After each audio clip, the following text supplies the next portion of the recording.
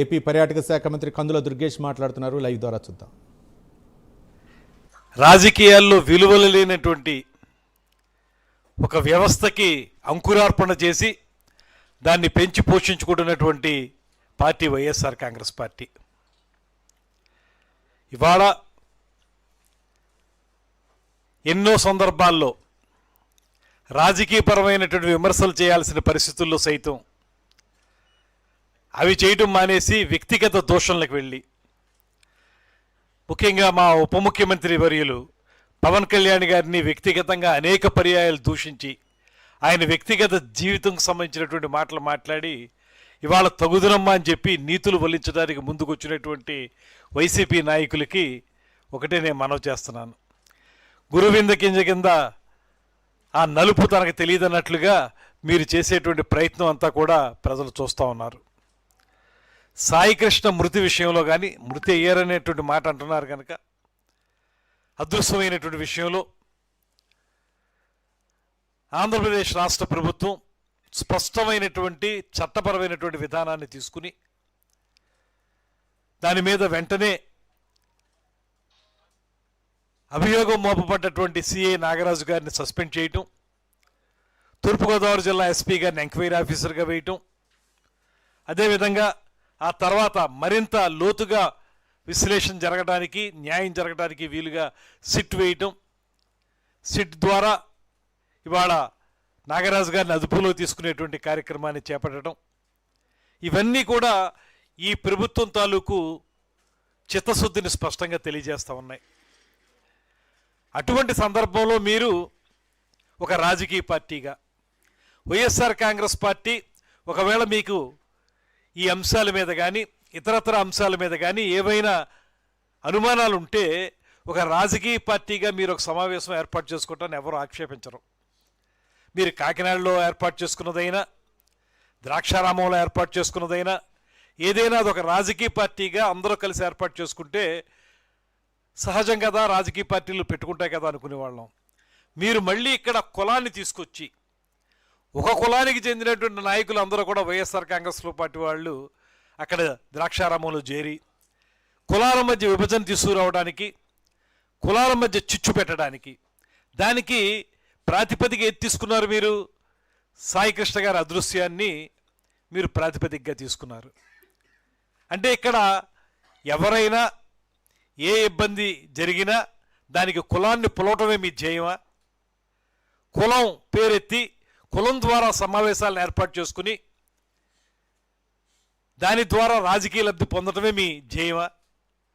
ఒకవేళ మీకు ఈ ప్రభుత్వం చిత్తశుద్ధితో పనిచేయడం లేదనుకుంటే ప్రభుత్వాన్ని మీరు విమర్శించండి, లేకపోతే ఇలా పనిచేయండి అని అడగండి. అంతేగాని దానికి మళ్ళీ కులం రంగు పులివి ఉప ముఖ్యమంత్రి గారిని దాంట్లోకి లాగి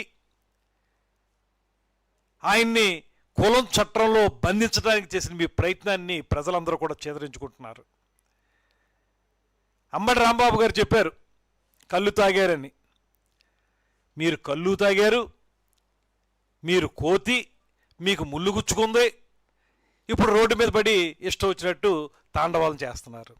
లేకపోతే ఈ కార్యక్రమాన్ని ఇలా కొనసాగించాల్సిన అవసరం ఉంది, కులాల పేరుతోటి కొనసాగించాల్సిన అవసరం ఏముంది? ఎందుచేత మీరు దీన్ని కులానికి సంబంధించిన కార్యక్రమంగా, సమస్యగా ఎందుకు చిత్రీకరిస్తున్నారు? సమస్యను సమస్యగా ఎందుకు తీసుకోవడం లేదు? పవన్ కళ్యాణ్ గారు తొలి నుంచి చెప్పిన మాట ఒకటే, నేను పుట్టిన కులం పట్ల నాకు గౌరవం ఉంది, అంత మాత్రం చేత రాజకీయాల్లో ఉన్నవాళ్ళు ఒక కులంతో ఉండే అవకాశం ఎప్పుడు ఉండదు, అన్ని కులాలని సమానంగా చూస్తాం, అన్ని కులాలకి సరైన గౌరవం ఇస్తాం, అన్ని కులాల అభివృద్ధి కోసం కృషి చేస్తాం అనేటువంటి మాట ఈరోజు కాదు తొలి నుంచి కూడా చెప్తూ ఉన్నారు. మీరు ఇవాళ మళ్ళీ అదే రకమైన బురద చల్లడానికి మీ యొక్క ఆలోచన ఏంటంటే, ఈ రకంగా వీళ్ళందరూ కలిసి ఉంటే, ఈ కూటమి ఇలా కలిసి ఉంటే, ఈ మూడు పార్టీలు ఇలా కలిసి ఉంటే జీవితంలో మేము మళ్ళీ అధికారంలోకి రాలేమనేటువంటి భయం ఏదైతే మీకుందో దానివల్ల ఈ రకంగా మీరు మాట్లాడుతున్నారనేటువంటిది స్పష్టమైపోతూ ఉంది.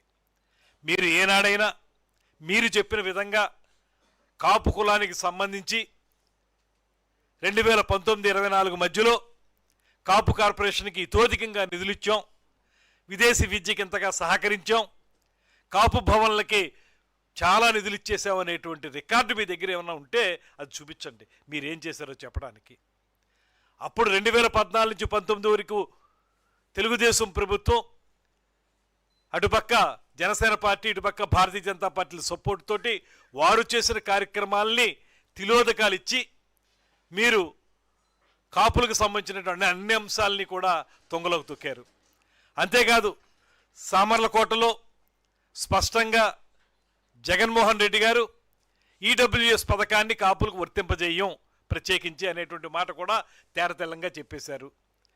ఇవన్నీ చేసి కూడా ఏ రకంగా మీరు మీ వైఎస్ఆర్ కాంగ్రెస్ పార్టీ ఇవాళ ఫలానా కులానికి కొమ్ము కాస్తుందనో ఫలానా దానికి చేస్తుందనేటువంటి మాట చెప్పగలుగుతారు? అదే సమయంలో అన్ని కులాలకి చేసిన విధంగానే కాపులకు కూడా న్యాయం చేసే విధంగా ఇవాల్టి కూటమి ప్రభుత్వం చేస్తున్న ప్రయత్నాన్ని మీరు ఎలా కాదనగలరు? ఇవన్నీ వాస్తవాలు పక్కనుంటే మీరు ఎంతసేపు కులం చట్టంలో పవన్ కళ్యాణ్ గారిని బంధించి ఆయన్ని ఏదో రకమైనటువంటి అవాకులు చవాకులు ద్వారా మాట్లాడాలనేటువంటి ప్రయత్నం మీరు ఏదైతే చేస్తున్నారో దీన్ని తీవ్రంగా ఖండిస్తున్నాం.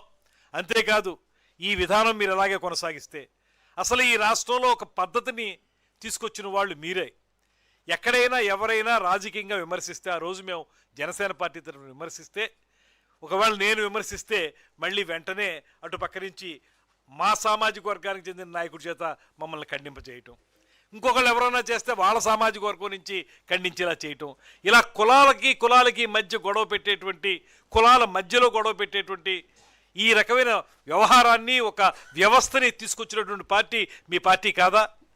ఏనాడైనా మీరు రాజకీయాన్ని సమస్యను దృష్టిలో పెట్టుకుని దానికి సంబంధించి పరిష్కారం కోసం మీరు విమర్శలు చేశారా? ప్రతి క్షణం కూడా కులాల కుంపట్లతోటి ఉండటానికి అన్ని సంఘటనలు జరిగినాయే. ఆ రోజున గిద్దలూరు నియోజకవర్గంలో వెంగయ్య అనేటువంటి యువకుడు వారి గ్రామానికి రోడ్లు కావాలంటే అతన్ని అప్పుడున్నటువంటి వైఎస్ఆర్ కాంగ్రెస్ పార్టీ ఎమ్మెల్యే తీవ్రంగా మాట్లాడి బూతులు తిడితే అతను ఆత్మహత్య చేసుకున్న సందర్భాన్ని మీరు ఆ రోజు ఎప్పుడైనా ఎలాంటి సమావేశం పెట్టుకున్నారా? లేకపోతే అనేక మంది యువకులు బలైనటువంటి సందర్భంలో మీ ప్రభుత్వ హయాంలో ఎప్పుడైనా ఎలాంటి సమావేశాలు పెట్టారా? ఇవాళ మీరు ద్రాక్షారామంలో సమావేశం పెట్టడానికి, లేకపోతే మీరందరూ రోడ్ల మీదకి వచ్చి నోటుకొచ్చినట్టు మాట్లాడడానికి, గావు కేకలు వేయటానికి కారణం ఏంటంటే ఇక మీకు భవిష్యత్తు లేదనేటువంటి మాట అర్థమైపోయింది కనుక ఈ రకమైనటువంటి కార్యక్రమం చేస్తున్నారు. దీన్ని మేము తీవ్రంగా ఖండించడం మాత్రమే కాదు, ప్రజలందరూ కూడా అసహ్యంగా మీ పట్ల ఒక ఆలోచన చేస్తూ ఉన్నారనేటువంటి మాటను తెలియజేస్తూ, ఎప్పటికైనా మీరు ఆ సిగ్గన్నటువంటి మాట ఉపయోగించారు కదా, ఆ సిగ్గే మీకుంటే, ఆ బుద్ధి అన్నటువంటి మాట మీరు ఉపయోగించారు, ఆ బుద్ధే మీకుంటుంటే, ఆ సరైనటువంటి మతి మీకుంటుంటే మీరు ఇప్పటికైనా పద్ధతిగా రండి, పద్ధతిగా మారండి, రాజకీయ విమర్శలను రాజకీయంగా చేయని చెప్పి కోరుతా ఉన్నాను.